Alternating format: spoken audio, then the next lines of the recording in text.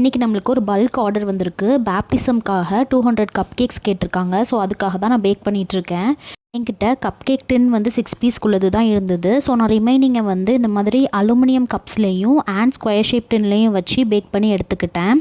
எனக்கு பெர் பேட்சில் 16 cup cakes தான் வந்திருந்தது. ஸோ நான் டோட்டலாக ஒரு 15 பேட்ச் இதே மாதிரி பேட்டர் ரெடி பண்ணி கப் கேக்ஸ் ரெடி பண்ணுற மாதிரி இருந்தது. ஸோ நான் வேகமாக இந்த மாதிரி பண்ணி எடுத்துக்கிட்டேன். இது டோட்டலி கஸ்டமைஸ் பண்ண ஆர்டர். கஸ்டமர் நம்மக்கிட்ட அவங்களுக்கு எந்த மாதிரி வேணும் அப்படின்றத டீட்டெயிலாக சொல்லிட்டாங்க. நம்ம இந்த மாதிரி கப்ஸில் கப் கேக் எல்லாம் கூல் ஆனதுக்கப்புறம் ப்ளேஸ் பண்ணிக்கிட்டோம். அதுக்கு மேலே விப்பிங் க்ரீம் வச்சு ஐசிங் பண்ணிக்கிட்டேன். அதுக்கு மேலே ரெயின்போ ஸ்ப்ரிங்கிள்ஸ் ஆட் பண்ணிக்கிட்டேன்.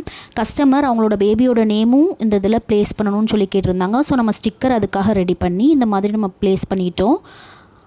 அண்ட் நம்ம இதை வந்து கிஃப்ட் கொடுக்குற மாதிரி ஒரு பேபி ரிப்பன் டேகும் அவங்க ஆட் பண்ணி கேட்டிருந்தாங்க. பேபியோட ட்ரெஸ் எல்லோ கலருன்றதுனால நம்ம ஃபுல் அண்ட் ஃபுல் எல்லோ தீம்லேயே போயிட்டோம். ஈவினிங் ஸ்டார்ட் பண்ண ஒர்க் எனக்கு நெக்ஸ்ட் டே மார்னிங் வரைக்குமே இதாச்சு. அவங்க ஆக்சுவலி 10 o'clock கேட்டிருந்தாங்க. ஸோ நம்ம 10 o'clockக்குள்ளேயே இதை முடித்து ஒரு பாக்ஸில் பேக் பண்ணி நீட்டாக நம்ம கஸ்டமருக்கும் டெலிவர் பண்ணிட்டோம். உங்களோட ஸ்பெஷல் டேஸ்க்கு இந்த மாதிரி கஸ்டமைஸ் பண்ணி உங்களுக்கு ப்ரௌனிஸ் கப் கேக்ஸ் எது வேணும்னாலும் மேலே தெரியுற வாட்ஸ்அப் நம்பருக்கு மெசேஜ் பண்ணி உங்களோட ஆர்டர்ஸை ப்ளேஸ் பண்ணிக்கோங்க.